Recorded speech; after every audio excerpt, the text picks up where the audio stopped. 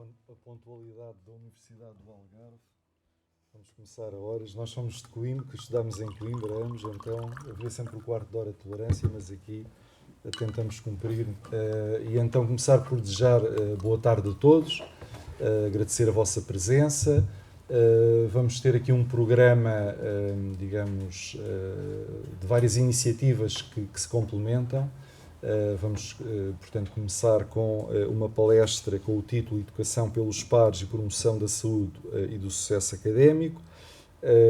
Depois iremos ter a apresentação do programa Mentoria Alumni e teremos a primeira sessão em que mentores e mentorandos, portanto, se vão encontrar, muitos deles pela primeira vez, e depois, a partir daqui, começarem a desenvolver as atividades deste programa no segundo semestre. E finalizaremos a tarde com a entrega do prémio Alumni.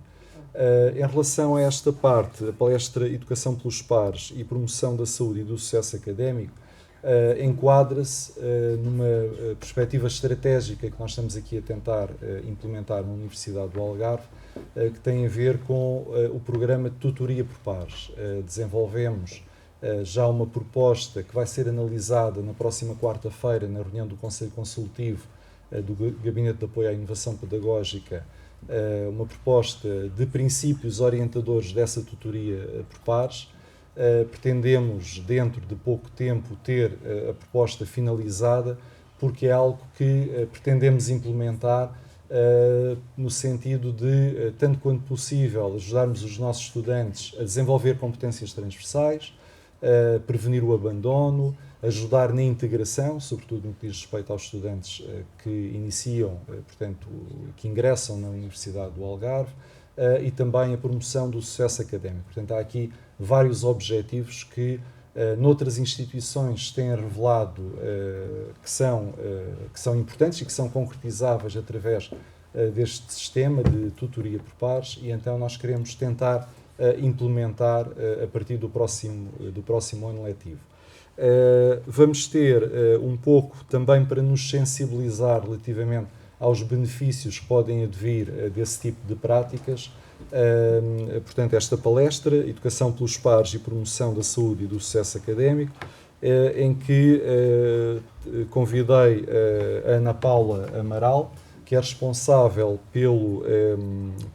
por um programa de Educação pelos Pares na Escola Superior de Tecnologia da Saúde de Coimbra. Portanto, ela é professora coordenadora do Instituto Politécnico de Coimbra, e portanto, vem-nos falar um pouco daquilo que tem vindo a realizar e a desenvolver nesta instituição, um pouco como exemplo e para nos motivar relativamente àquilo que nós também podemos fazer. Em todo o caso, Educação pelos Pares e Tutoria por Pares não é exatamente a mesma coisa, já irão perceber.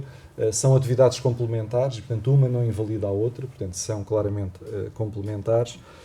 E, portanto, finalizaria agradecendo a disponibilidade da Ana Paula Amaral, ela que começou por tem um bacharelato em Radiologia, tem a licenciatura em Psicologia na Universidade de Coimbra, portanto, fomos colegas de curso.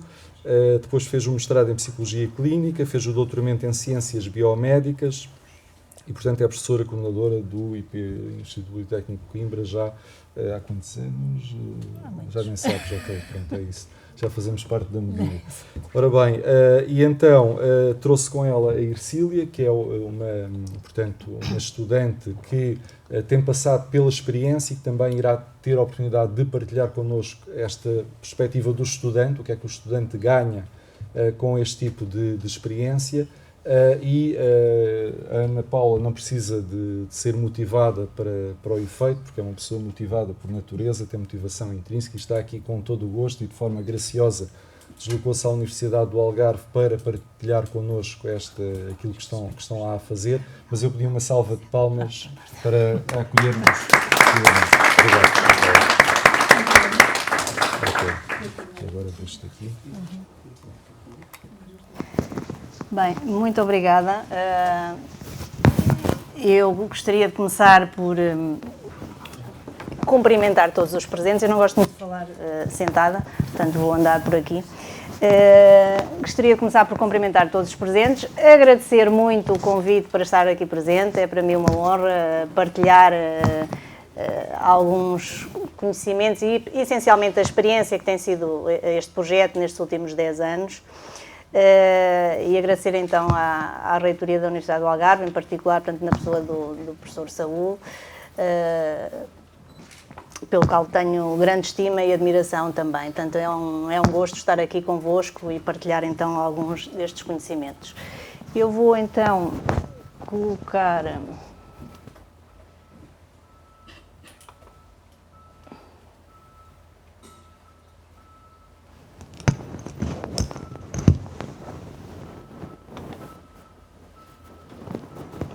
Não sei se já está.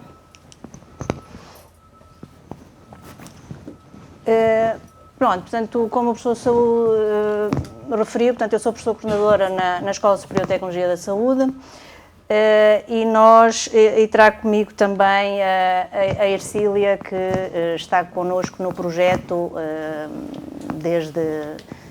desde que entrou no primeiro ano para a escola. Portanto, ela neste momento está no 4º ano. Mas este projeto envolve mais pessoas, não é? Portanto, em termos pessoal docente e não docente, nós somos, em termos de elementos constantes, somos mais ou menos, somos 12, não é? E depois, todos os anos, temos aproximadamente 30 a 40 alunos que se envolvem voluntariamente no processo. Em média, por ano, envolvemos cerca de 500 alunos, portanto, com todas as atividades. Portanto, nós somos uma escola também relativamente pequena, apesar de termos 8 cursos na área da saúde, mas temos aproximadamente 1.200 alunos. Portanto, consideramos que envolver 500 alunos aproximadamente com todas as atividades da educação pelos pares, que é muito positivo. Portanto, aquilo que eu vou falar hoje aqui com vocês é um pouco apresentar algumas noções do próprio conceito de educação pelos pares, as vantagens que tem este tipo de projeto e depois um bocadinho da experiência que tem sido na Escola Superior de Saúde esta atividade ao longo dos anos. E, portanto, o conceito de educação pelos pares, se vocês pesquisarem, encontram de facto muitas referências na literatura e já dá muitos anos nas várias modalidades. E tem de facto várias modalidades de intervenção. Desde o aconselhamento e suporte pelos pares, que é também uma metodologia muito usada, principalmente quando se trata de residências ou quando se trata em meios mais restritos, que os próprios estudantes, depois de terem formação, podem constituir uma fonte de suporte emocional importante e pode permitir e facilitar o rastreio muito precoce de perturbações emocionais, sintomas depressivos, que muitas das vezes são esses transtornos emocionais que colocam em risco e levam ao abandono escolar, não é? Muitas das vezes o aluno acaba por sair e desistir relacionado com essa dificuldade de integração e de adaptação e de ultrapassar essas situações. Depois temos também a mentoria e a tutoria, que corresponde àquilo que a Universidade de Algarve pretende aqui instalar. Temos o peer teaching, que depois também já vamos falar um bocadinho, que acaba por estar relacionado com formas alternativas ou complementares de ensino, em que os alunos... É diferente do mentor ou do tutor, mas é quando o aluno é mesmo envolvido no ensino de determinadas temáticas. E temos mais focado na saúde, na promoção da saúde ou na prevenção de comportamentos de risco, que é onde o nosso projeto se insere mais nesta lógica do Peer Health Education. Portanto, isto são alguns exemplos de algumas modalidades de intervenção dentro da educação pelos pares. Portanto, acaba por ser um conceito multidimensional e não apenas ou só tutoria, ou só aconselhamento, ou só suporte, não é? Portanto, envolve, de facto, várias situações. Como facilmente se depreende, por exemplo, o aconselhamento, e nós na ESTES começámos com, os 2 primeiros anos foi focado no aconselhamento, só por si a existência do aconselhamento por pares acaba por ser positiva, na medida em que, se os estudantes se sentirem apoiados, se tiverem suporte de primeira linha nos primeiros tempos, mais facilmente vão investir na aprendizagem e mais facilmente se vão integrar, não é? É importante a estabilidade emocional dos estudantes para eles se motivarem para a aprendizagem e para não abandonarem os estudos. E, de facto, muitas universidades implementam programas deste género, programas onde estão envolvidos os pares, de forma a facilitar a transição para o ensino superior, não é? Porque o primeiro ano é sempre um momento, é sempre algo desejado e é sempre algo que é vivenciado com alegria e com contentamento por parte dos estudantes, mas depois, passados uns tempos, se não há um adequado suporte, pode ser fonte também de elevado stress e associado também a emoções negativas. Portanto, há de facto muitas universidades que implementam vários tipos daquela educação pelos pares para facilitar a transição para o ensino superior e por sua vez, promover o sucesso. Relativamente à educação propriamente dita, ou ao teaching, principalmente nas universidades americanas, é muito usado enquanto abordagem pedagógica alternativa, ou seja, o envolver os estudantes a lecionar ou a ter abordagens alternativas em termos educativos que complementem a tradicional aprendizagem em sala de aula. Portanto, nós atualmente existem múltiplas metodologias pedagógicas e o envolvimento dos estudantes mais velhos acaba por ser uma alternativa importante, pode complementar a aprendizagem tradicional. Como eu referi há pouco, acaba por ser óbvio, digamos assim, que se os estudantes entrarem numa universidade onde haja um envolvimento, onde exista uma energia positiva à volta deles, dos seus pares, que os envolva, que os motive, mais facilmente essa energia acaba, e essa motivação acaba por ser transportada para eles e acaba por influenciar a experiência académica e o sucesso académico. Relativamente à tutoria e à mentoria, pronto, estas são de facto o mentorato, são duas formas muito frequentes também, que encontram também facilmente várias universidades e vários estudos que envolvem estas duas formas. Em alguns estudos elas aparecem quase como equivalentes e há alguns autores que as diferenciam, não é? Portanto, a mentoria e a tutoria. Por norma, a tutoria corresponde ao processo, portanto, há um aluno de um ano mais avançado, não é? Ou está à fase de terminar o curso, que acaba por ser o tutor do aluno recém-chegado ou na primeira fase do curso. Pronto, e aqui a ajuda fornecida prende-se essencialmente com os conteúdos do curso, mais focado na aprendizagem e nos conteúdos do respectivo curso onde os alunos estão. A mentoria vai um bocadinho mais além disso, pelo menos na perspectiva de alguns autores. Na medida em que aqui, para além desses conteúdos do curso, há um certo suporte dado pelo aluno mais velho, pelo mentor, e há uma influência também na sua capacidade de analisar as coisas, de refletir, de agir no seu comportamento, de alguma forma no seu suporte emocional. Portanto, a perspectiva aqui é mais alargada em termos das competências e das aptidões. E de facto, este processo não só é importante em termos do conhecimento, porque também está aqui em causa os conhecimentos académicos, mas também o suporte, não é? E muitas das vezes aquilo que leva o aluno a desmotivar é o sentir-se sozinho, o sentir a falta do tal suporte emocional. Não posso deixar de destacar aqui a importância da formação. Quando se inicia um processo desta natureza, é fundamental a formação neste caso, dos mentores, não é? Ou dos tutores, ou seja, do que for, não é? Dos alunos voluntários que se envolvem neste projeto. É fundamental a formação para que haja uma clarificação das suas funções, para que saibam claramente as expectativas, o que é que esperam deles, e também para os alunos mais novos saberem exatamente essa clarificação dos papéis e das responsabilidades. Porque às vezes quando isso não acontece as coisas podem não correr muito bem, não é? Portanto, e daí ser de facto muito importante a questão da formação.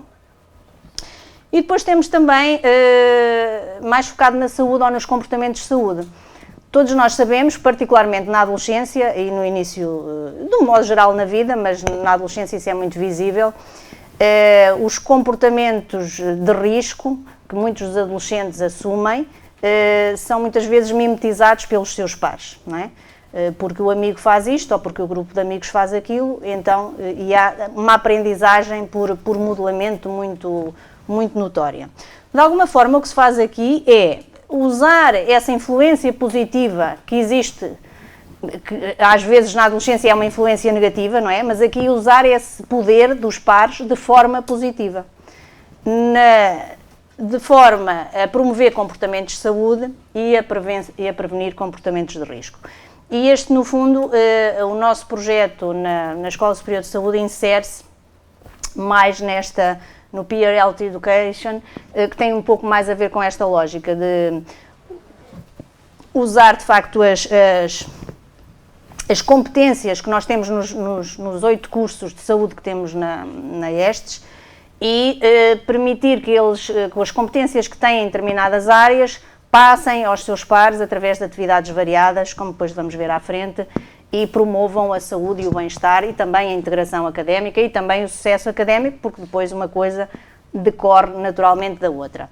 Só em termos de exemplo, nós temos um curso de Fisiologia Clínica que é muito frequente termos alunos com formação em emergência médica, muitas vezes até trabalham no INEM e até têm experiência nos bombeiros, etc., e formação em DAE, portanto, desfibrilação automática externa e suporte básico de vida, é de facto uma das formações que os próprios alunos, com ajuda e supervisão dos professores, sempre, não é? Porque depois neste processo é importante haver sempre o acompanhamento por parte dos professores envolvidos, mas é sempre uma formação em que há muita procura e onde eles próprios depois também se sentem reconhecidos por estarem a contribuir para um maior conhecimento dos seus pares.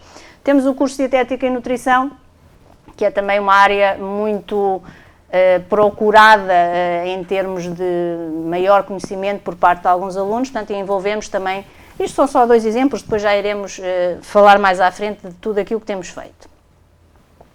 Passamos agora então às vantagens. Quais as vantagens principais de usarmos a educação pelos pares, seja em que tipologia destas for, independentemente da tipologia? A adesão e a motivação. Porque é completamente diferente nós termos jovens a falar para jovens, termos alunos a falar para alunos, a dinamizar alunos, do que sermos nós. Quer queiramos, mesmo que sejamos muito porreiros, não é? Como se costuma dizer, é completamente diferente. Eles são da mesma idade, eles identificam-se, eles mais facilmente se envolvem uns com os outros, não é? E esta proximidade e esta identificação é uma das mais importantes mais-valias da educação pelos pares. Porque, como o próprio nome indica, é por par, não é? Portanto, há esta proximidade nos valores, nas ideias, nas vivências, não é? Portanto, e essa identificação acaba por facilitar todo o processo. Havendo este envolvimento e havendo esta identificação, depois a procura de conhecimento acaba por também decorrer naturalmente daí. Depois temos mais vantagens, a detecção precoce das dificuldades de aprendizagem, das dificuldades emocionais. Muitas das vezes nós, professores, ou mesmo serviços académicos, só sabemos que as coisas não estão bem quando o aluno se vai embora, quando o aluno desiste, quando perde o primeiro ano, perde o segundo, etc. Portanto, a existência de uma rede de pares com contacto com os professores permite uma detecção precoce de dificuldades que, se forem atempadamente resolvidas e focadas, permite evitar que aquele aluno se vá embora, permite evitar que aquele aluno desista, não é? Portanto, e permite minimizar o abandono, não é? Portanto, esta detecção precoce das dificuldades emocionais e de aprendizagem é, de facto, um dos aspectos importantes. Os bater o isolamento e o anonimato, porque muitas das vezes, aliás, em Coimbra isto é muito comum e se calhar cá, não sei se a percentagem cá será idêntica, mas a grande parte dos alunos são de fora, não é? 90 e tal %. E, portanto, eu numa turma, se tiver 1 ou 2 alunos de lá, é muito, não é? Portanto, a maior parte são alunos de fora de Coimbra.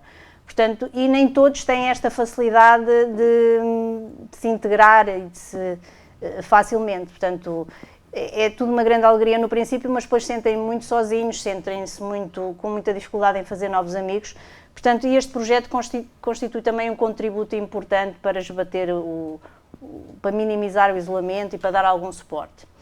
E depois a aquisição de aptidões sociais, outra vantagem também importante. Tudo isto permite o quê? Permite uma maior rapidez na adaptação, na integração académica e, como é óbvio, se o aluno está mais integrado, está mais adaptado em termos académicos, contribui também para o seu sucesso académico.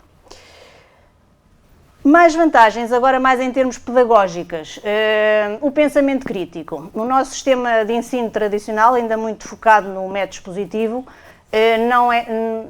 não favorece muito, de facto, a capacidade reflexiva de pensar, de criticar numa boa dimensão, não é? Mas ao envolvermos alunos, ao darmos responsabilidades para eles dinamizarem atividades, para eles organizarem eventos, para ensinarem ou promoverem maiores conhecimentos nos seus pares, estamos, de facto, não só a motivá-los, como também a promover o desenvolvimento do seu pensamento crítico, que é uma ferramenta importantíssima depois quando forem para o mundo do trabalho, não serem meramente reprodutores de conhecimento, mas serem capazes de refletir acerca dos conceitos. Depois a autonomia na aprendizagem, que é algo também importante e que as novas metodologias pedagógicas apontam para que, de facto, o aluno deve procurar ser autónomo em termos de aprendizagem. E aqui eu salientava as aptidões colaborativas, porquê? Porque cada vez mais nós trabalhamos em equipa, não é? E temos que saber trabalhar uns com os outros, e esse é um indicador importante, pelo menos em saúde é fundamental, mas penso que, de um modo geral, em todas as áreas. E no projeto temos alunos dos 8 cursos, temos professores, portanto eles têm que colaborar com professores, têm que colaborar uns com os outros, com cursos que nem sequer conhecem lá ninguém, portanto isso dá-lhes um know-how em termos de capacidade de trabalhar em equipa que se vai aperfeiçoando ao longo do curso. Portanto, estes são claramente os principais benefícios pedagógicos apontados na literatura, que também se relacionam diretamente com o sucesso académico. Mas já vimos que isto tem grandes vantagens para o alvo da educação pelos pares, não é? E para os pares educadores e para os outros alunos que estão do lado de lá. Será que também tem vantagens? Claro que tem. E consideráveis vantagens. Aquela que eu destaco à partida é o desenvolvimento pessoal. Portanto, os alunos que se envolvem, entre aspas, crescem mais, não é? Tornam-se mais responsáveis, um nível elevado de maturidade, porque isso advém com a responsabilidade que têm, não é? Nós já sabemos que é assim, isso passa-se connosco também. Quanto mais responsabilidades temos, mais maturidade vamos desenvolvendo. Portanto, esta é extremamente importante, este desenvolvimento a nível pessoal, porque de facto os alunos, quando passam pela universidade, não se pretende, ou por uma instituição de ensino superior, não se pretende apenas que eles saiam com a nota X e com o curso Y. Pretende-se contribuir também para o seu desenvolvimento como pessoa, que saiam pessoas mais ativas, com maior capacidade de reflexão, maior intervenção crítica, etc. Depois desenvolvem a sua capacidade de liderança, porque muitas das vezes, dependentemente dos projetos que lhes ficam associados, eles são responsáveis por aquela iniciativa, eles têm que a levar a cabo, eles têm que tomar uma série de decisões, para além de adquirirem mais conhecimentos, porque nós, quando ensinamos, uma boa forma de aprender é ensinarmos, não é? Portanto, se os envolvermos para eles ensinar e para transmitirem conhecimento relativamente à matemática, eles estão implicitamente a aprender mais aprofundadamente. E também as aptidões interpessoais, pelo aquilo que eu já referi. Pois muito bem, então, na Escola Superior de Saúde, então, o que é que tem sido... como é que tem corrido este projeto? Inicialmente começou numa lógica de apoio psicoemocional, portanto, naquela perspectiva, como referimos no início, como um suporte, não é? E depois foi alargando para a promoção da saúde. Portanto, este projeto surgiu em 2009, 2010, portanto, fazemos este ano letivo 10 anos, e surgiu porquê? Porque quer eu nas aulas, portanto, eu sou professora de Psicologia, e muitas vezes vinham alunos ter comigo que precisavam de falar ou que estavam deprimidos e onde é que podiam ir, e nós não tínhamos, de facto, estrutura ainda nenhuma na escola que permitisse dar resposta, não havia ainda um gabinete de apoio ao estudante. quer pela evidência da literatura, não é? Que a literatura também aponta que existem, na transição para o ensino superior, a prevalência dos sintomas depressivos e ansiosos é de considerar, quer também por alguma investigação feita com alunos do primeiro ano na ESTES, que apontava também nesse sentido. Portanto, houve um conjunto de circunstâncias que apontou para a necessidade de se criar alguma estrutura na comunidade escolar que pudesse dar resposta a estas necessidades. Depois, com o tempo, e até pelas próprias características da escola, das várias formações em saúde, surgiu então a outra linha. Portanto, nós neste momento estamos mais focados aqui neste subtipo, embora também já tivéssemos atuado a nível do counselling. Pronto, isto é um pouco aquilo que as evidências nos trazem. De facto, o primeiro ano é um ano de grande exigência em termos de adaptação e integração, e se é certo que essa integração depende muito das características de personalidade do aluno, não é? Depende muito da maneira, da sua resiliência, depende muito da maneira como ele lida com os desafios, com as ameaças e com o próprio isolamento, mas também depende do apoio que encontra na universidade. Portanto, a instituição do ensino superior também tem alguma obrigação para dar algumas estruturas que permitam algum apoio aos alunos. E em muitos contextos, as instituições do ensino superior não fornecem os suportes adequados para que o aluno consiga transformar um pouco essas ameaças em situações positivas, em situações de aprendizagem. Portanto, eu considero excelente ideia vocês aqui estarem, de facto, a iniciar esta iniciativa. 15% a 25% são normalmente as percentagens que são encontradas na literatura, quer para perturbações depressivas, quer para perturbações de ansiedade nos estudantes do ensino superior. E nós, antes do projeto, encontramos, em alguns estudos que encontramos também uma percentagem semelhante, portanto 20% em termos de sintomas psicopatológicos, sendo os predominantes os ansiosos e os depressivos, e 25% dos estudantes do primeiro ano com níveis vulneráveis ao stress. Um outro estudo também apontou mais uma vez para a depressão e a dimensão obsessões-compulsões tem a ver também com uma componente ansiógena, e depois, como também não é de estranhar, uma correlação positiva entre a sintomatologia depressiva e a maneira como o estudante vivencia a academia e todas as suas experiências académicas.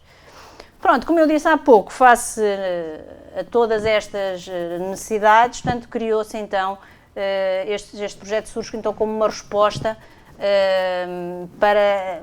com a necessidade de dar resposta para uma melhor integração e adaptação do estudante, e também como promotora da sua saúde em termos mentais e físicos.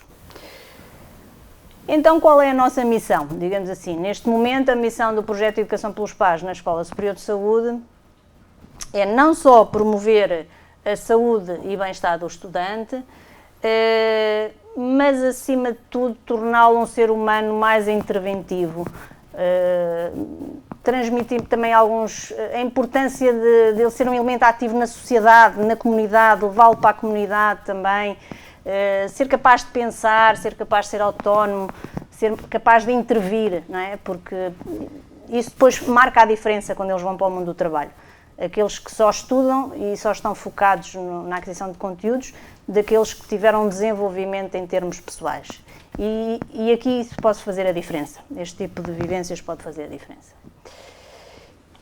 E então temos prioritariamente 3 grandes objetivos: o desenvolvimento de competências pessoais e académicas, o bem-estar e a saúde, não é? Pronto, de acordo com a nossa filosofia, e também a interação com a comunidade. Para darmos resposta a estes 3 grandes objetivos, temos 3 principais linhas de ação, e os estudantes são divididos nestas linhas de ação. Portanto, temos uma grande linha de ação que é a integração académica e gestão do stress, outra mais focada no bem-estar e a saúde, e outra na prevenção dos comportamentos de risco. O tipo de atividades que se vão fazendo nos diferentes anos depende um bocadinho do grupo de estudantes que temos, não é? Porque eles é que dão as ideias, eles é que dão um nome às atividades, eles é que envolvem e fazem o recrutamento dos seus pares, muitas vezes eles é que ministram os conhecimentos relativamente às temáticas, portanto, e podem ser desde workshops dentro da escola, atividades ao ar livre, ir à comunidade, colaboração com outras organizações, podem ser imensas coisas. Anualmente organizamos um seminário, um evento científico que optámos por fazê-lo no Dia Mundial da Saúde, que é dia 7 de Abril, sendo uma escola de saúde e estando este projeto muito direcionado para a saúde e bem-estar dos estudantes.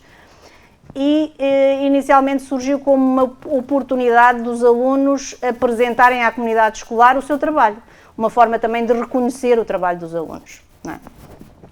E depois, progressivamente, à medida que os anos passaram, acabou por ter também uma dimensão científica. Agora vou passar-vos algumas imagens destas 3 linhas de ação. Portanto, no início, como eu vos disse, muito focado, o nome do projeto era Ajudar a Ajudar, porque era muito focado no suporte emocional. Portanto, e fizemos o primeiro curso de formação básica, portanto, e era focado essencialmente no apoio psicoemocional realizado de aluno para aluno, sempre supervisão, e isto foi os workshops que eles escolheram nesse ano. A problemática das anorexias, que era muito frequente nesta altura, lá na escola. O suicídio também, tinha havido um suicídio há pouco tempo de um aluno, e tinha havido também na escola de enfermagem que é ao lado, portanto havia aí uma preocupação com estas temáticas. Isto são imagens do curso de formação básica. Quando a educação pelos pares está muito focada no aconselhamento, é evidente que eles têm que aprender aptidões básicas como a escuta ativa, como a empatia, como saber o que fazer quando um colega está a chorar compulsivamente e diz que se vai suicidar. Portanto, estamos a falar no suporte emocional. E eles têm, de facto, formação, não são alunos de psicologia, não é? Porque é mais fácil dar esta formação quando já são alunos de psicologia, são alunos de vários, audiologia, análises clínicas, fisioterapia, radiologia, farmácia, etc. Portanto, e é importante desenvolver estas competências nos alunos. Depois, como eu vos disse há pouco, esta dimensão do apoio psicoemocional acabou por se esbater e acabámos por optar mais pela promoção da saúde. E então, desde semanas de acolhimento, esta é uma temática, a ansiedade nas apresentações orais, o medo de falar em público, é uma temática que surge todos os anos, eles têm muitas dificuldades e querem sempre muito fazer este tipo de formação, é algo que os angustia muito. Sempre metodologias muito interativas, sempre workshops muito dinâmicos, dinamizados por eles ou por alguma mestranda também de psicologia que eu possa ter no momento. Outra coisa que eu gostaria de destacar, mesmo relativamente a este tipo de formações, as alunas acabam por ter, no caso da gestão de stress, formação na área das técnicas de respiração e de relaxamento, e depois elas próprias dinamizam um workshop de técnicas de relaxamento, por exemplo. Não é? Portanto, há sempre esta componente da formação, sempre que se justifique, sempre que não esteja no seu próprio currículo. Pronto, e ao longo do tempo estas têm sido temáticas recorrentes, não é? A questão do controle da ansiedade, da gestão do tempo, que é algo que eles recorrentemente referem, e sendo o objetivo, mais uma vez, o desenvolvimento de competências pessoais e interpessoais, gestão da ansiedade, etc. Depois fomos progressivamente integrar um pouco a questão da atividade física. Eu não sei como é que se passa aqui no Algarve, mas em Coimbra o aluno entra para o ensino superior e a atividade física desaparece da vida dele, com exceção dos atletas de alta competição, que também lá temos alguns, mas verifica-se uma elevada prevalência de sedentarismo. Há muita festa académica, mas muita falta de prática de atividade física. E nós temos ao lado o Hospital dos Covões, que tem vários campos, e então isto é um grupo de alunas, supervisionado pela professora, que dinamizou, isto são tudo alunos do primeiro ano, e foi uma forma, também nós nestas atividades com os alunos do primeiro ano, logo no início do ano letivo, fazemos também sempre em colaboração com o Concílio da Praxe e com a Associação de Estudantes, porque é sempre importante articular, nós articulamos muito com a Associação de Estudantes, e na altura, agora as coisas estão um bocadinho diferentes relativamente à praxe, mas era uma forma importante também de termos formas diferentes de os integrar, articulando com o próprio concílio esta possibilidade. E, de facto, tivemos quase todos os alunos do primeiro ano, isto é um campo, e correu muito bem esta aula. E agora, desde o ano passado, e este ano também já fizemos, criámos aquilo que chamamos o Dia I, Dia de Integração, pares destes, em que criamos várias equipas, fazemos jogos, lá também no campo, no campo de jogos, e fazemos algo que eu considero extremamente importante. Normalmente, os alunos têm tendência a agrupar-se por curso, não é? Os de farmácia andam todos juntos, os de radiologia andam todos juntos, pronto, como é normal, pronto. O que é que nós fazemos aqui nestas equipas? A equipa tem que ter um aluno de cada curso. Portanto, de facto, para fomentar, conhecer e estar à vontade com pessoas de outro curso, para fomentar novas relações, novos suportes, e tem sido, o ano passado correu muito bem e foi um sucesso, e daí este ano termos repetido novamente. Agora, passando para a segunda linha de ação, que é o bem-estar e saúde. Eu considero que existem 3 grandes pilares relativamente ao bem-estar e à saúde. O sono, que é, na minha perspectiva, um dos mais importantes pilares, a atividade física e a alimentação. Pronto, e relativamente ao sono, eu tenho dinamizado em particular esta questão do sono e faço alguma investigação também na área do sono, porque considero que é um pouco um parente um bocadinho pobre da educação para a saúde. É algo que nós negligenciamos. Quando nos falta tempo, aquilo que roubamos primeiro é o sono. E, de facto, do sono depende o nosso bem-estar emocional, depende da nossa saúde mental e depende da nossa saúde física também. Portanto, e todos sabemos também que o ingresso para o ensino superior traz logo grandes consequências no sono, inverte completamente, em muitos casos, o nosso padrão de sono-vigília, não é? É muito comum eles deitarem-se à hora que se deviam estar a levantar. Portanto, esta inversão do ciclo circadiano muitas vezes traz alguns custos, podem não ser visíveis quando se tem 18 anos, mas depois mais tarde acabam por ter algumas consequências. Pronto, isto são alguns dos temas que temos abordado, não só perturbações de sono. Nós temos também no curso de Fisiologia Clínica, uma das componentes que eles têm é a formação dos técnicos dos laboratórios de sono, que fazem as polissonografias e todos esses exames. Portanto, eles próprios, num dos cursos, eles têm formação nesta área, que depois pode ajudar a transmitir essa formação aos colegas. A questão da automedicação, porque também, e temos aqui hoje connosco uma aluna de farmácia, também cada vez sabemos que mais precocemente se começa a automedicar, e para o sono é uma preocupação a automedicação para o sono, porque, como sabemos, os hipnóticos causam muito facilmente dependência, e há muitos jovens com 17, 18 anos já a tomar fármacos para dormir.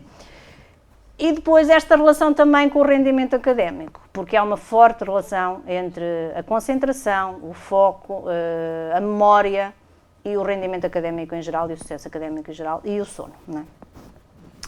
Portanto, esta de facto é a minha menina dos olhos, esta questão do sono. As atividades que eles desenvolvem são sempre coisas de proximidade e interativas. Isto é o hall da entrada, onde eles mudaram tudo, tiraram os sofás e puseram lá umas mesas, porque há uns testes online relacionados com o sono, e fizeram várias atividades. Isto foi o primeiro ano, foi assim um ano mais experimental, mas são alunas de Fisiologia Clínica, da antiga Cardiopneumologia, a realizar. Muitas vezes vamos à comunidade, como eu já referi. Pronto, isto é num espaço comercial. Fizemos um protocolo com escolas do primeiro, segundo e terceiro ciclo. Envolvemos 200 alunos do ensino básico e secundário. A educação pelos pares também é isto, é os nossos alunos irem fazer educação a outros alunos de outros níveis, não é? E temos aqui então alunos do primeiro ciclo e alunos do secundário. Depois aqui já temos uma imagem mais ampla, portanto toda uma zona ampla para quem conhece Coimbra, do Alma Shopping, portanto estava, digamos, por nossa conta, e envolvemos então muitos alunos no total. Só nessa atividade envolvemos 363 pessoas. Mas para além disso também atividades de cariz mais científico, onde por vezes também convidamos pessoas especialistas na área. Temos aqui a professora Ana Alan Gomes, tivemos também a doutora Wanda Clemente, que é especialista na área do sono, e de forma a partilhar e também estimular o conhecimento nessas áreas. Isto são depois várias atividades ao longo dos anos que temos vindo a desenvolver. Estas são as mais recentes. O Guilherme é aluno de Fisiologia Clínica, portanto, e aqui estava numa apresentação mais científica, numa área que os seus colegas não conhecem, não é? Portanto, mas para além de haver esta componente mais científica, temos depois também, como forma de transmitir a informação, muitas vezes em forma de problema, ainda há pouco falávamos no PBL, eles com estes jogos e com estas atividades criam equipas, criam problemas relacionados com o tema e eles têm que descobrir a solução para essas atividades. Uma das coisas que privilegiamos sempre é que a metodologia tem que ser interativa. Nós nunca usamos estas coisas assim, só uma coisa unidirecional, não é? Portanto, eles estão todos numa sala, portanto, e as coisas têm que ser em forma quase lúdica, mas com o ensino envolvido. Outra área muito importante que já fizemos, não fazemos todos os anos, porque aqui depende se temos alunos com formação nesta área ou não, porque não se pode dar uma formação em suporte básico de vida e desfibrilação automática externa, se não tivermos alunos que tenham formação. Pronto, estas são imagens do ano passado, tem sempre uma grande concorrência, mas tem que ser limitado, porque isto é muito prático, não é? Portanto, normalmente temos 20 inscritos no máximo, 20, 25, portanto, mas essa também é uma área em que investimos. E depois a atividade física, também depende, não é? Depende se é cá fora, se é lá dentro, depende dos alunos que tivermos. Isto é uma aluna nossa, que agora já não é aluna, que era professora de dança, e aqui fez um workshop de dança. Aqui tivemos um ginásio a colaborar também, aqui tivemos tai chi ao ar livre, isto é no Parque Mondego. Temos ali a velha torre da universidade. Mas às vezes é dentro da escola, portanto isto é na nossa cantina. Neste ano em particular organizámos um workshop de defesa pessoal, porque também tínhamos um aluno que praticava e pronto, e envolveu-se na dinamização desta atividade. Por vezes também fazemos atividades que envolvem toda a comunidade escolar, aqui temos professores, funcionários não docentes também, pessoal dos serviços académicos. E isto foi uma caminhada noturna que criámos também equipas com jogos tradicionais, até para eles se integrarem melhor na comunidade, para conhecerem um bocado a história do sítio onde estão, porque aquilo não é bem no centro de Coimbra, é um bocadinho afastado, e então eles muitas vezes isolam-se ali um bocadinho, e para conhecerem um bocadinho a história da cidade de uma forma diferente, lúdica, e para conviverem uns com os outros. Quando começou a crise e de facto havia muita dificuldade de alguns jovens até em pagar as propinas, organizámos uma corrida solidária para angariar alguns fundos para alguns estudantes que estavam em risco de deixar de estudar, e envolvemos todo o Politécnico. Tivemos a colaboração também do curso de desporto na dinamização, tínhamos vários, isto saiu da Praça da República e chegou à Escola Agrária. Portanto, e tínhamos vários alunos espalhados por todo o percurso para apoiar a situação.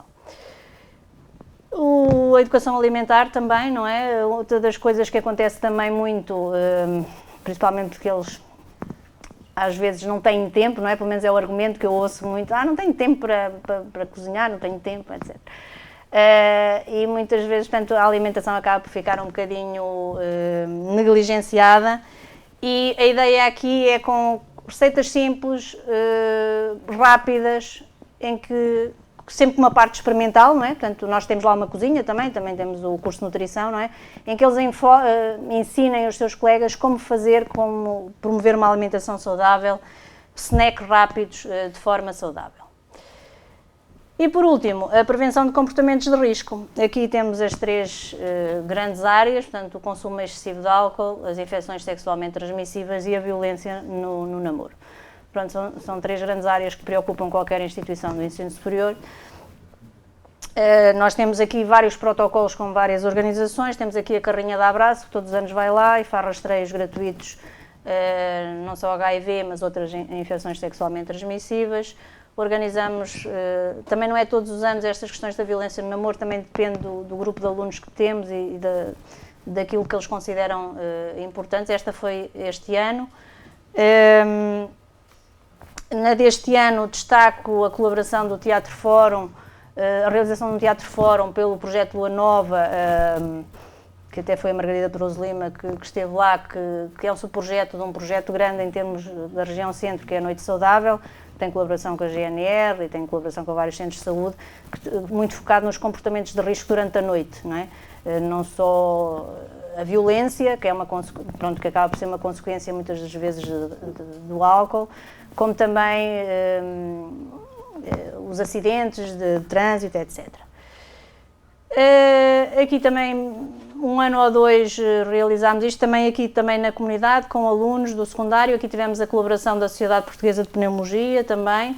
Alguns dos nossos alunos no 3º e no 4º ano já fazem provas funcionais, portanto acabámos por, mais uma vez, o tal contacto com a comunidade, de fazer algum rastreio à população. Isto é uma aluna, isto são alunos do secundário, sempre com jogos, sempre com atividades dinâmicas relativamente àquilo que se queria ensinar.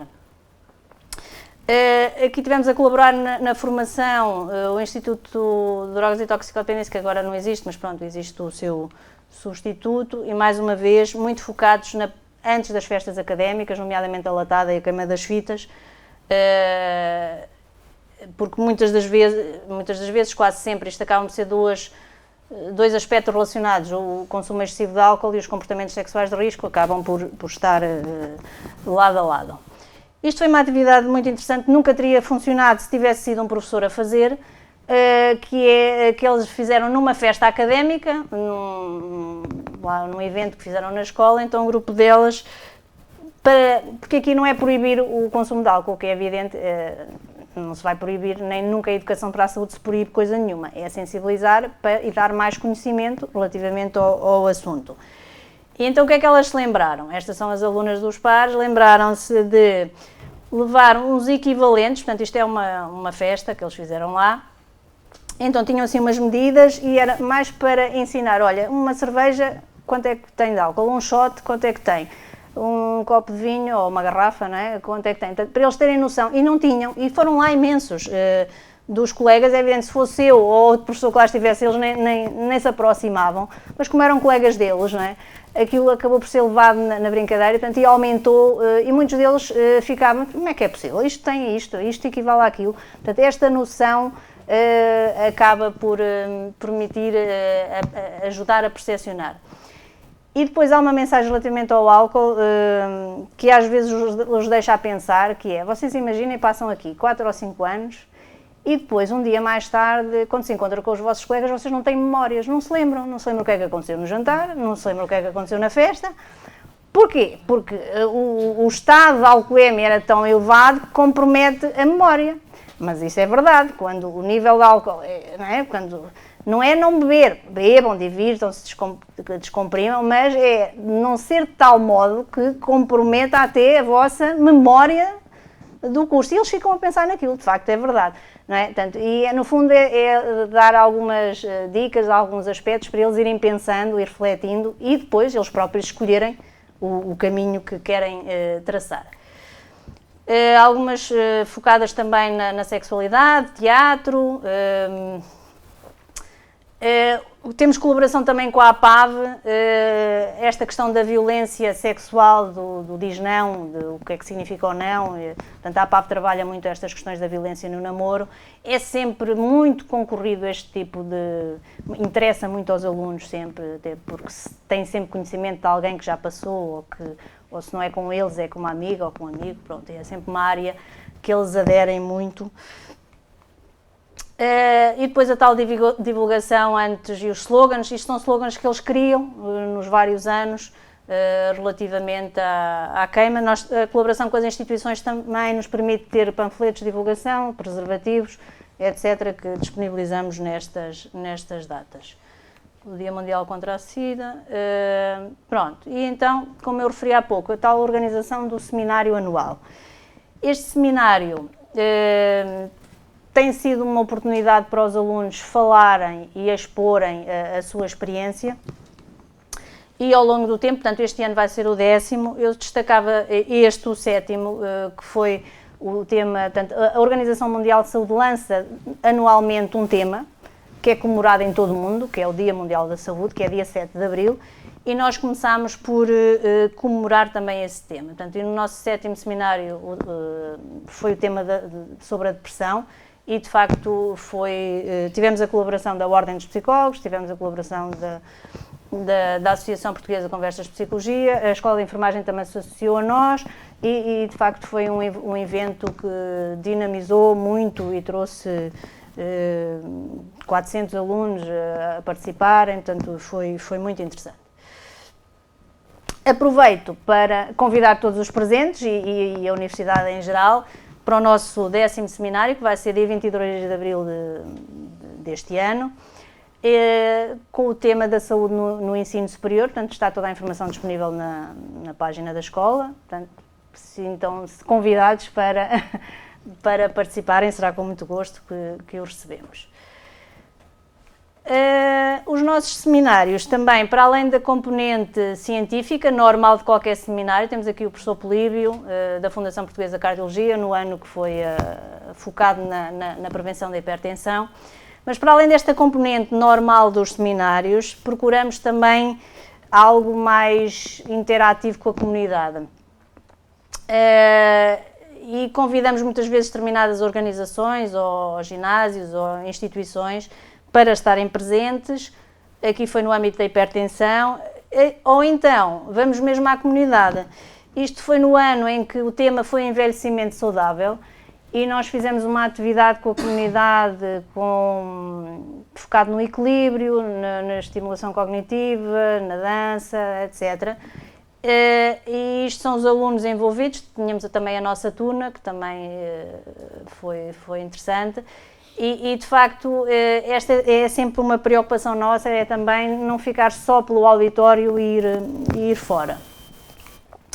Aqui o tema era a hipertensão, e aqui isto foi um flash mob que eles organizaram também, os alunos, para apelar à prática da atividade física e de uma forma... E tínhamos também rastreio do colesterol, e tínhamos outras coisas ali no espaço comercial, de forma a dar esta tal componente de interação com a comunidade. Ao longo destes anos também se desenvolveram alguns estágios, a maior parte deles no âmbito do mestrado de Psicologia da Saúde, mas também da licenciatura da Animação Socioeducativa, e também 2 estágios à ordem, no âmbito da Psicologia da Saúde, dissertações de mestrado, e temos conseguido também publicar ou apresentar em eventos científicos internacionais, como por exemplo o Congresso Europeu de Psiquiatria ou a Conferência Europeia de Psicologia da Saúde, entre eles. Portanto, há também esta preocupação com a investigação e com a apresentação de resultados. Em termos de conclusão, e para vos não maçar muito mais, porque já são muitos minutos, e a nossa atenção, como conversávamos há pouco, em termos pedagógicos, esgota-se ao longo de algum tempo, mas eu gostaria de realçar que meia dúzia de coisas, para fechar. Quando se quer implementar um programa destes, e quando se quer implementar, e quando se pretende que de facto, e penso que essa é a vossa ambição, que seja de sucesso, há 2 ou 3 coisas que eu considero importantes. Uma delas é o recrutamento, portanto a seleção destes alunos. Normalmente isto aparece muitas vezes na literatura, que é a média, ou é isto e aquilo, mas não é só, não é? Portanto, tem que ser a motivação, o querer, a paixão que o aluno tem pelo projeto, e nem sempre corresponde ao aluno que tem melhor média, não é? Portanto, e de facto o recrutamento é algo extremamente importante. A formação e a supervisão. Tem que haver uma formação inicial e depois tem que haver acompanhamento destes estudantes, como parece óbvio. Eles têm que sentir que estão desafiados no sentido positivo, não é? Têm que sentir que aquilo é uma responsabilidade, que é algo que é desafiante, que é importante, que eles... E o reconhecimento, isso é importante para todos nós, mas para eles também, na medida em que isto é algo extra, não é? E por último, ir vendo regularmente uma reflexão, como é que as coisas estão a correr, uma avaliação de como é que o projeto está em andamento. Porque de facto, isto a educação pelos pares em geral é considerada uma estratégia educativa vantajosa, pois tem esta dupla vertente. Ela promove o desenvolvimento daquele a quem se está a dirigir, mas também promove o desenvolvimento do educador, não é? na medida em que permite a construção e a consolidação do seu desenvolvimento pessoal, da sua identidade, valores, comportamentos, etc., que já referi há pouco. O sucesso é sempre algo que nós almejamos todos, não é? Em termos profissionais, em termos pessoais, etc., não é? Aqui nós estamos muito focados não só nas competências académicas, mas também nas competências pessoais e, de facto, se não juntarmos as duas, não conseguiremos nunca atingir o sucesso. Este foi o nosso lema deste ano, isto foi depois da atividade de integração do ano passado. Pronto, cada um tem que sentir que faz a diferença, não é? E era um pouco este o nosso slogan. E muito obrigado pela vossa atenção nestes minutos.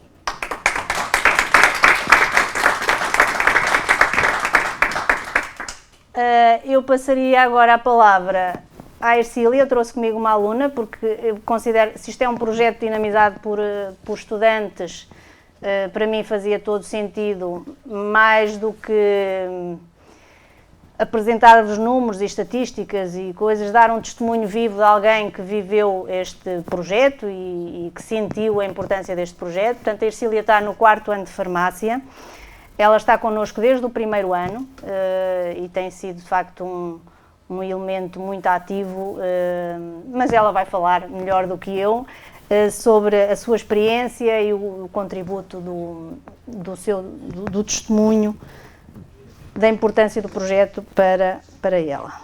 Queres também falar assim, não é? Só aqui umas questões técnicas.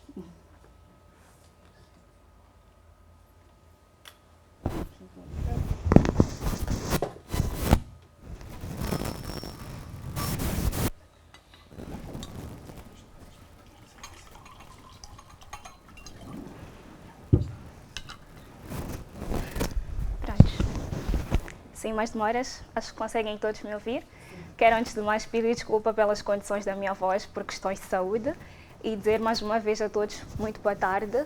Quero mais uma vez e, em primeiro lugar, agradecer pelo convite que nos é feito e pela oportunidade que nos é dada de cá estarmos para falar do projeto de educação pelos pares. E é, de facto, uma iniciativa muito boa e acredito que vai ser agora, depois da apresentação da professora muito mais teórica que consistiu em apresentar de um modo mais geral e global as atividades do mesmo projeto, agora nós vamos ter um testemunho mais pessoal e muito mais afetivo e espero que vocês acompanhem.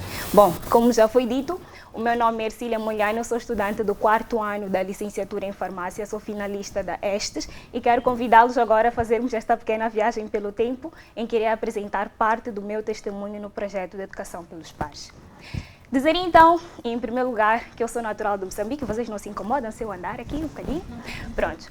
Dizer então que eu sou natural de Moçambique, mais concretamente Maputo, esta que é a capital do país, que é banhado pelo Oceano Índico e por essa razão é conhecido como sendo a Pérola do Índico. Além desta característica e de várias outras, tais como as paisagens, as belas praias que envolvem o nosso país, é também conhecido e existe uma característica que sempre fez parte da minha vida. É simplesmente a alegria trazida no sorriso de uma criança. É simplesmente aquela alegria e aquela felicidade de quem reconhece que, apesar de não ter muito em material, a felicidade e a riqueza plena não se encontram aí. E sim no espírito, e sim no psicológico, e sim naquilo que nós podemos oferecer ao nosso próximo. Por essa razão é que esta frase sempre fez parte de todo o percurso. Nós realmente não somos o que nós temos. Seria muito injusto se assim fosse, não acham? Então nós somos aquilo que nós somos capazes de oferecer. Simplesmente isso. E é por essa razão que eu sempre fui uma pessoa muito mais dada às coisas, muito mais dada às atividades e sempre me envolvi em todo tipo de atividade, desde liderança, formação religiosa, representatividade das instituições nas quais eu estive vinculada ao longo destes todos os anos, até mesmo a representação do meu país além fronteiras. Estas são algumas das imagens de algumas atividades das quais eu já fiz parte. Seria impossível colocar de todas as atividades e dizer então que, para além disso, eu também fazia trabalhos como mestre de cerimônia no meu país. Mas chegou um momento em que as coisas mudaram. Por quê? Porque Ercília terminou o 12º ano e teve a oportunidade de dar continuidade aos seus estudos neste país, ao qual serei eternamente grata, Portugal. Mas nem tudo foi perfeito. É claro que no início foi o alcance de um grande sonho, uma grande meta. Uau, que bom! Realmente, o que nós realmente sentimos quando alcançamos uma grande meta é felicidade plena, entusiasmo. Estamos muito, mas muito animados por tudo aquilo que há de vir. Alcançamos um grande sonho, parabéns para nós. E realmente estamos assim, nesta sensação. I'm ready. Será mesmo? Será mesmo que estamos preparados? Nós fazemos planos para tudo e mais um pouco, mas esquecemos de fazer planos para aquilo que pode dar errado. Raramente fazemos isso. Será que realmente fazemos planos do que pode vir a dar errado? Não. Então, entrar para a faculdade é um momento muito complicado e ao mesmo tempo muito bom, como a professora já falou, para qualquer um. É um momento em que nós, como adolescentes, deixamos de ser meros adolescentes e passamos a ser mini-jovens, passamos a ser adultos e temos outras responsabilidades, passamos a ser mais autodidatas. Nós estamos realmente num mundo completamente diferente. E com tudo isso, nos vem a maturidade acrescida. O que nós não tínhamos no secundário, as preocupações que nós não tínhamos no secundário, agora aparecem. E imaginem vocês que para qualquer um de nós seja uma situação complicada, porque nós vamos ter outras responsabilidades, um outro cenário de vida, e com isso, é claro que virá ansiedade, é claro que virão os questionamentos. Para qualquer um. Imaginem então para alguém que realmente é de certa forma obrigado por querer alcançar uma meta, alcançar um sonho, a deixar a sua família, aquela que considera a sua rocha, a sua fortaleza. Imaginem o grau de dificuldade. E quando falo disso, não estou apenas a falar de estudantes africanos que se deslocam, por exemplo, para Portugal, que é um país em que nós temos testemunhos de excelência, por isso é que nós estamos aqui para fazer o ensino superior. Não estou a falar só dos estudantes africanos, assim como também os brasileiros ou de outras nacionalidades. Estou a falar também dos portugueses que saem das suas próprias cidades para estudar naquela universidade dos seus sonhos, para fazer aquele curso dos seus sonhos. É complicado para qualquer um de nós. E é claro que muitas vezes depois nos encontramos nesta posição, deprimidos. E é isso que acontece. E a grande pergunta é, mas se eu estou no curso em que eu queria realmente estar, se eu estou na universidade em que eu realmente queria estar, o que é que está a falhar? Por que eu me encontro nesta situação? Por que eu me encontro nesta posição? De facto, existe uma coisa muito interessante. A academia está muito preocupada com os nossos resultados, o que é perfeito. Mas os nossos resultados apenas em termos de notas. Será que realmente está lá alguém preocupado com a nossa saúde psicológica, a nossa saúde mental? Será que alguém se preocupa com alguma coisa a mais, além das notas e dos valores que nós temos a apresentar? Então, esta é a grande pergunta. Nós realmente precisamos, como estudantes. Estão aqui estudantes? Alguns? Já me sinto mais em casa.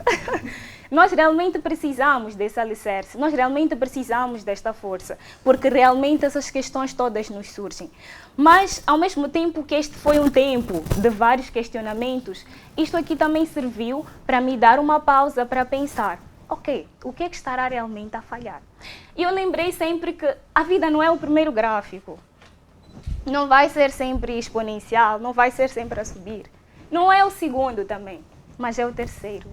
Por essa razão é que aquele representa o eletrocardiograma. Representa simplesmente o nosso coração, a vida, cheia de altos e baixos. No dia que aquela linha estiver reta, meus senhores, estamos em maus lençóis, não é verdade? Então é exatamente isto. E foi esta pequena lembrança. Ercília, faz parte da vida ter estes baixos, faz parte da vida ter os altos, que me fez lembrar quem eu era. Na verdade, estava a faltar aquela componente, daquela pessoa que fazia algo a mais, além de estudar. Desta parte extracurricular, deste acolhimento, desta família, que me ajudava a ter alguma coisa além de simplesmente ter que estudar para ter notas altas. Foi aí que entrou em ação o projeto de Educação pelos Pares, através do convite da professora Ana Paula Amaral. E eu não hesitei, porque eu realmente acreditei que fosse uma excelente opção e porque era alguém que já fazia algumas coisas que estivessem relacionadas a este projeto em Moçambique, acreditei que fosse sempre uma mais-valia.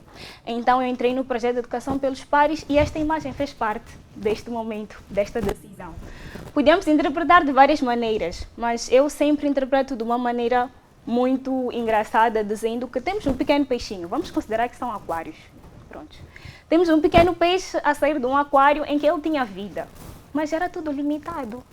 Era pequeno, se calhar não conseguia fazer todos os movimentos que ele queria, não conseguia tudo o que ele realmente queria. E teve a ousadia de pular para outro. Sabia ele se ia chegar ou não, se ia conseguir, se a água que estava do outro lado tinha as condições apropriadas para a sua sobrevivência? Não tinha essa noção. Mas ele ousou pular, ousou saltar. Esta é a falha que nós temos. Nos contentamos com pouco, nos contentamos com as nossas falhas. Eu estou infeliz, pronto, deixa aqui estar. Por quê? Nós queremos resultados diferentes a fazer sempre as mesmas coisas. Impossível. Não tem como encontrar um destino diferente indo sempre pelo mesmo caminho. É impossível. Por essa razão é que eu abracei o projeto de educação pelos pares como sendo uma nova oportunidade, um novo desafio, e eu vou abraçar com todas as minhas forças, apesar de não saber realmente se hei de conseguir, assim como aquele peixinho, eu vou tentar. Afinal de contas, esse é o primeiro passo para um grande alcance, é a tentativa. Então, assim foi. Esta frase é como tudo, sempre também fez parte. Sempre que nós nos deparamos com um desafio, a ideia é enfrentar o mesmo desafio. Nos deparamos com um problema, a ideia é enfrentar o problema. Mas para nós, meros seres humanos, é sempre mais fácil fugir. Sempre mais fácil imaginar ou fingir que o problema não existe. Ele não está lá. O problema simplesmente não existe. Que tal se nós realmente confrontarmos aquele problema, conversarmos com ele, tentar negociar? É muito mais fácil quando nós tentamos negociar com os nossos problemas, porque isso nos ajuda também a conhecermos-nos cada vez mais. E esta foi a primeira atividade que eu tive a oportunidade de apresentar no projeto de educação pelos pares, e era sobre a gestão do estresse e apresentações orais. Imaginem vocês que estudantes do primeiro ano tentem apresentar para outros estudantes do primeiro ano sobre gerir estresse, gerir o tempo, integração acadêmica, sendo que nós também estávamos a passar por aquilo. Engraçado, né? Mas, ao mesmo tempo, esta é uma grande ferramenta que o projeto usa, porque são pessoas que já passaram ou estão a passar pela situação, que estão ali para ajudar as outras. E não existe alguém melhor de compreender a outra do que aquela que realmente já passou por tal situação. Por essa razão que era para nós muito confortante, ao mesmo tempo que nós tentávamos confortar o nosso colega, porque sabíamos que naquele momento ele precisava daquele conforto, mas nós também já passamos por aquilo algum tempo atrás e também tivemos esse conforto vindo de outras pessoas. Também tivemos essa formação vindo das psicólogas. E isso é que é muito, mas muito bom no projeto, porque é par ajudando par, é semelhante ajudando semelhante. Então são as pessoas que entendem o problema. Quem já passou pela mesma situação é quem realmente está para ajudar. E claro que nós estudantes também aprendemos muito mais facilmente desta maneira do que realmente quando nós temos um professor a tentar impor algo sem saber se realmente sente ou já sentiu aquilo que nós estamos a sentir. E lá se foram várias outras atividades. Infelizmente eu não tenho aqui imagens para ilustrar todas, porque quando nós estamos preocupados em formar, nós chegamos lá no workshop e vamos começar, vamos formar e esquecemos de registar. Por essa razão eu vos digo, querem iniciar com o projeto, registrem tudo. Desde o primeiro dia até o fim, registrem cada momento, porque isso é muito importante. Nós temos, infelizmente, poucos registros, mas aqui estão algumas imagens. Aquele foi o workshop sobre o sono. Eu, como aluna de farmácia, tentei abordar muito mais a parte das substâncias que nós podemos ingerir, tanto em termos de alimento como medicamentos, o que nós devemos evitar, o que nós de todo não devemos tocar. E, por exemplo, essa dinâmica dos chás que nos ajudam para o nosso bom sono ou o sono reparador. Então, eu tentei falar muito mais nesse sentido, é assim como nós temos feito em outras atividades. Quem está em determinada área tenta colaborar segundo a área em que está. E se não estiver, também não tem nenhum problema, porque no projeto nós também aprendemos para ensinar. E isso é perfeito. Esta atividade, como a professora também já tinha mostrado, e alguns outros workshops e seminários que nós apresentamos. E esta é parte da família, não é toda, mas é parte da família do projeto de educação pelos pares que esteve presente, ao menos durante o período em que eu realmente estive lá a trabalhar. Esta é a parte da família que se fez muito presente.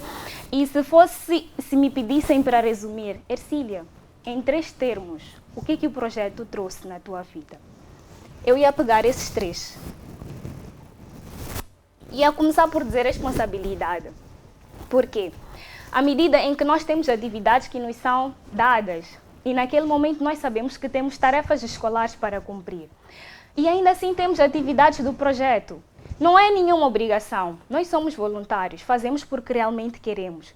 Mas além disso, isso nos acresce esta responsabilidade. Eu sei que eu tenho uma tarefa nas minhas mãos. Eu vou fazer de tudo para gerir melhor o meu tempo, gerir melhor as minhas tarefas, as minhas atividades, para conseguir dar alguma coisa nesta atividade que me foi incumbida. Então, não é questão de falta de tempo. Nós nos queixamos demais com falta de tempo. Não tenho tempo para isto, não tenho tempo para aquilo. Eu acredito muitas das vezes, não é falta de tempo, é falta de prioridades. Se nós realmente priorizarmos as coisas na nossa vida, conseguimos se ingerir e encontrar posicionamento para tudo aquilo que nós queremos. Então, a responsabilidade me foi acrescida. Somos responsáveis por criar atividades, responsáveis por formar outras pessoas. E, além do mais, a partir do momento em que nós estamos no projeto, outros estudantes nos têm como um espelho, como um exemplo. Se aluno X está nesta situação e ultrapassou, eu também sou capaz de ultrapassar. Ela também não é daqui, está naquela situação, eu também sou capaz de ultrapassar este lugar negativo, este lugar escuro no qual eu me encontro. Então, acima de tudo, este contributo que nós podemos dar para os outros já nos olham como sendo um espelho, e ter esta sensação de alguém realmente te parar para te pedir um conselho. Não no que diz respeito ao termo acadêmico, mas no que diz respeito ao desenvolvimento de personalidade, não existe gratidão maior, acreditem. E o segundo lugar foi o trabalho em equipa. À medida em que nós estamos sempre com pessoas de cursos diferentes, instituições diferentes, estamos sempre com professores, e trabalho em equipa vai fazer parte da nossa vida até o resto, até nos aposentarmos, não é verdade? Porque vamos ter sempre que lidar, e vamos lá concordar que não é fácil. Muitas vezes não é fácil trabalhar em equipa, mas é uma coisa que é possível. E o que o projeto me trouxe é importante colher o melhor de todos. Às vezes nós entramos em conflitos num trabalho em equipa porque não queremos ver o que é que cada um tem de melhor para dar. E o projeto traz isso. Ele tenta buscar o que cada um tem para oferecer. Isso é muito bom, isso é uma mais-valia porque conseguimos realmente colher todas as ferramentas positivas para o desenvolvimento de determinada atividade sem excluir nenhum membro. Todos nós somos importantes, todos nós temos um contributo a dar e as nossas ideias são, de certa forma, válidas. E a partilha, à medida em que nós partilhamos a nossa vida, partilhamos as nossas experiências, a nossa vivência, partilhamos os nossos ensinamentos e não existe, acredito eu, recompensa maior no final de tudo isto, a não ser o aprendizado que nos é trazido através de todas estas partilhas. E um ponto muito interessante que eu também queria tocar neste meu testemunho, já estou mesmo para finalizar. Como eu já tinha dito logo no início, eu já fazia trabalhos como mestre de cerimônias, mas logo no início, aqui em Portugal, na minha formação, eu não me sentia autoconfiante. Não sentia que eu tinha força para voltar a realizar esse tipo de atividade. E foi graças ao projeto que eu realmente me senti segura. Eu disse, se calhar somos agora capazes de voltar a fazer o que tanto amamos, comunicar. Então, o projeto me trouxe essa grande paixão de volta e é algo que serei eternamente grata também. E queria dizer também, eu apenas tenho aqui esta imagem, como também podia ter várias outras, para representar uma coisa muito prática. É que nós, os estudantes, achamos que não devemos fazer parte deste tipo de atividade porque nos vai roubar o tempo de estudo. Não é verdade. Eu faço parte do projeto de educação pelos pares desde o meu primeiro ano. E graças a Deus consegui, desde o meu primeiro ano até o 4º ano, ser a melhor aluna da minha turma. Isso não me tirou tempo nenhum. Muito pelo contrário, o projeto só ajudou a crescer e a crescer cada vez mais. Esta é a imagem de uma representação de um dos prêmios. Só, como eu disse, podiam estar aqui várias outras imagens a representar. Mas não pensem, estudantes, que algum projeto, alguma atividade extracurricular vos irá roubar tempo de estudo. Não é verdade? Irá vos ajudar muito. Só para termos aqui um exemplo. Durante o projeto, nós também temos seminários sobre o sono. Eu agora estou em estágio curricular na farmácia comunitária. Então, me aconteceu que chegou um utente que tinha problemas do sono, imaginem. Então, naquela situação, não é que nós realmente não tivéssemos tido essa componente nas disciplinas, tivemos, mas se eu me senti à vontade para aconselhar aquela utente e ela sair de lá satisfeita e agradecida, foi porque eu fiz o workshop do sono. E naquele momento, aquela gratidão, obrigada, projeto. Muito obrigada por este ensinamento, porque agora eu pude usar este mesmo ensinamento na minha vida profissional. E nós que achamos que isto vai nos roubar tempo, não é verdade. Nós usamos sempre todo e cada ensinamento que a vida tem para nos dar em qualquer momento. Então não se sintam a perder por estar a investir, não vos vai roubar tempo nenhum e não vai fazer com que vocês deixem ou não de ser alunos excelentes. Afinal de contas, eu digo sempre que é quase que impossível ter alunos academicamente bem-sucedidos se eles não forem socialmente bem-sucedidos, não é verdade? Precisamos investir na nossa mente para que ela tenha bons frutos. Não tem como nós realmente sermos alunos excelentes se nós não nos estivermos a sentir integrados, se nós não nos estivermos a sentir em família e confortáveis naquela situação e posição em que nós estamos. Na saúde mental, saudável é aquele que sempre experimenta o novo a cada instante, mesmo que o mundo permaneça velho. Várias coisas nos irão permanecer velhas todo momento. O que importa é realmente o nosso parecer sobre estas coisas. Vamos tentar mudar a nossa mente. Vamos tentar mudar o nosso paradigma. Quebrar tabus, quebrar barreiras. Não tenham medo de investir num novo projeto. Não tenham medo de fazer parte de um novo projeto na vossa vida. Afinal de contas, vamos tentar todos ser mentalmente saudáveis, experimentando a cada dia o novo. Aprender é a única coisa que a mente nunca se cansa, nunca tem medo e nunca se arrepende.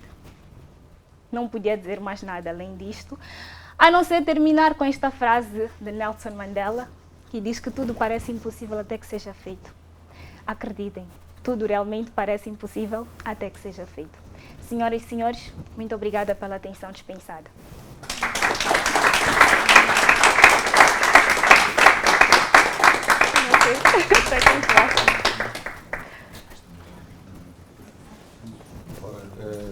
Eu até precisava de uns minutos para deixar assentar tudo aquilo que aprendi e senti enquanto ouvia a Ercília. Eu agradeço muito a Paula.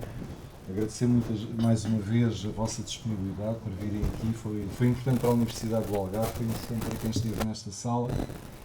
Felizmente estamos a ser gravados e então há a possibilidade de partilhar os vossos testemunhos e a vossa experiência no Instituto Politécnico de Coimbra com este processo de educação de pares pela comunidade académica, porque claramente é uma mais-valia e é uma oportunidade de reflexão e seguramente vai nos ajudar a construir o caminho que nós queremos, portanto a tutoria ou mentoria por pares que, portanto, estamos a iniciar. Vocês já têm 10 anos e esperamos realmente conseguir aproximar-nos nos próximos anos. Muito bem, muito obrigado. Ora bem, está previsto ainda haver aqui a oportunidade para comentários, troca de impressões, debate. Em todo o caso, não temos praticamente tempo, porque temos, digamos, na agenda desta tarde, portanto, a atividade seguinte que tem a ver com o programa de mentoria alumni. Não me estão a ouvir aí, é?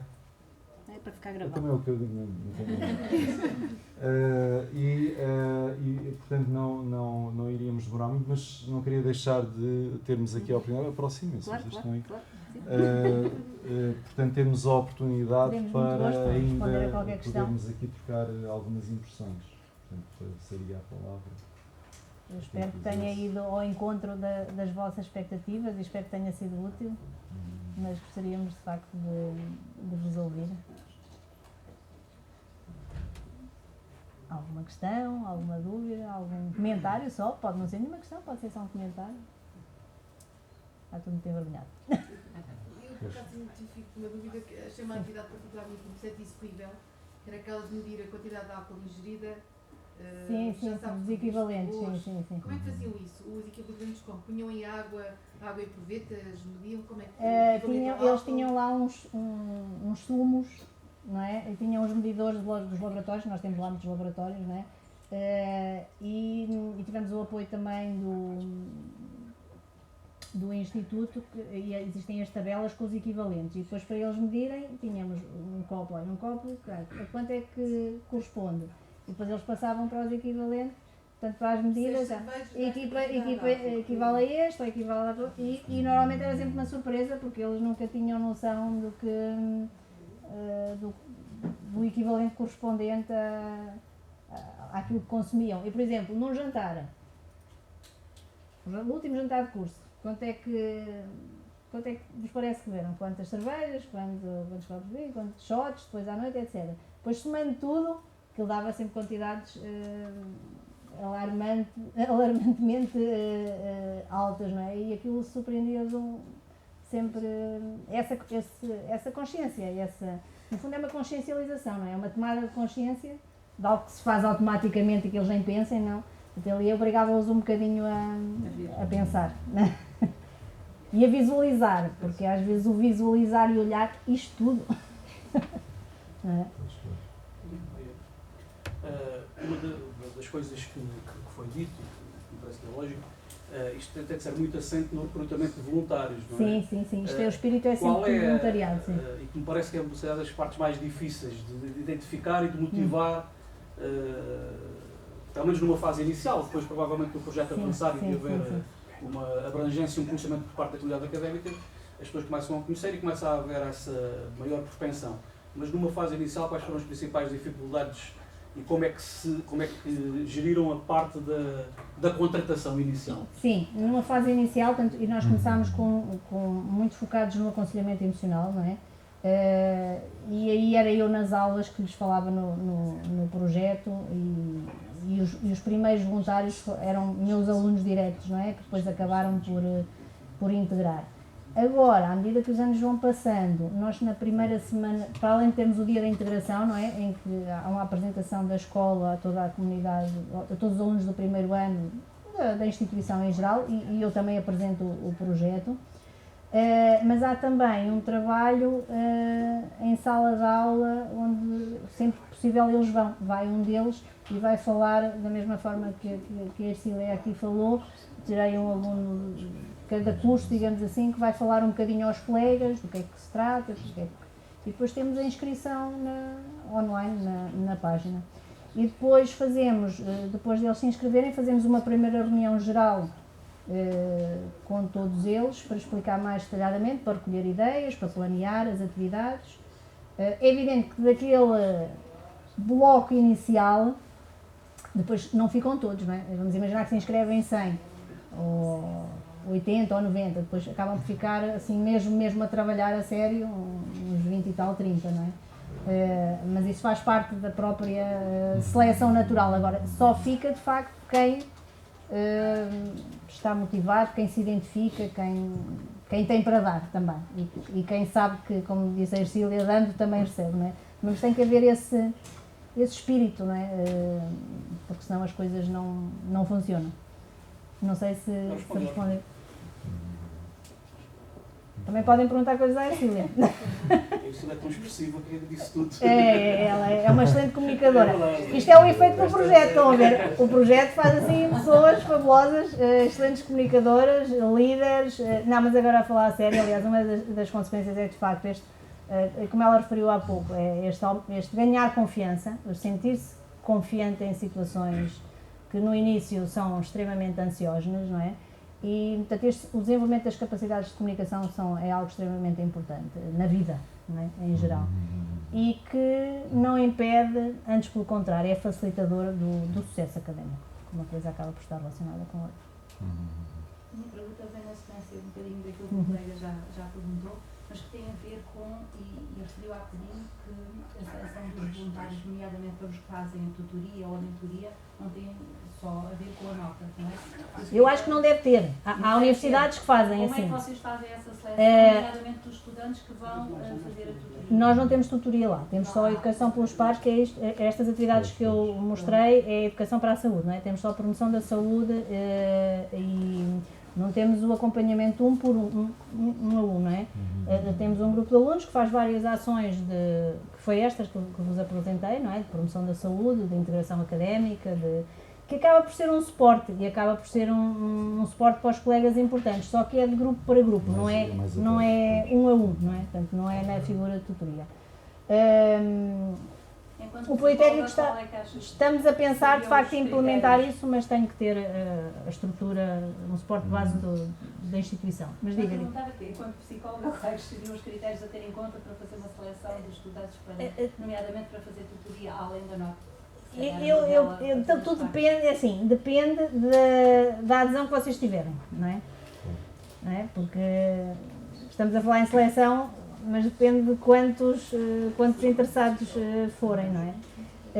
Mas há variáveis de ordem que têm a ver com a motivação e com este cariz de entrega, variáveis motivacionais que eu, no meu entender, têm que ser valorizadas, não é?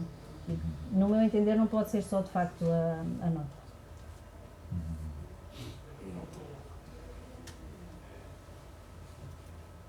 Muito bem, penso que Está estão todos tudo. satisfeitos. Desejo todos os sucessos para vocês e que levem este barco a bom porto e mais uma vez, se precisarem de ajuda para alguma formação, para alguma coisa, estarei a dispor. Tá? Ok, muito obrigado mais Muito uma vez.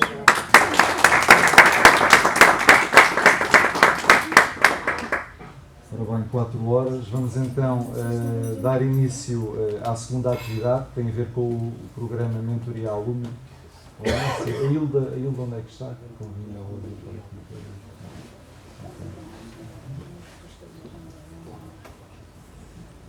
Ora bem, a Hilda, por favor.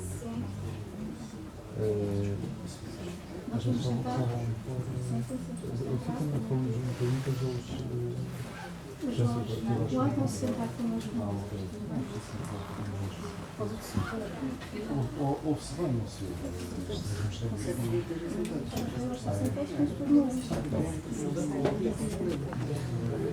Estávamos